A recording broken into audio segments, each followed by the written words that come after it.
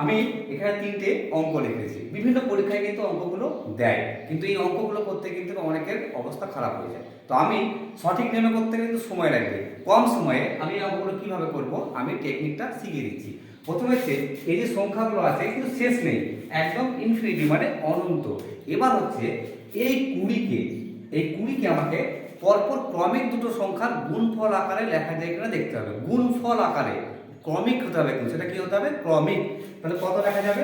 5 আর কত লেখা যাবে? 4। কত লেখা যাবে? 5 আর 4, 4 5 কত হয়ে গেল? 20।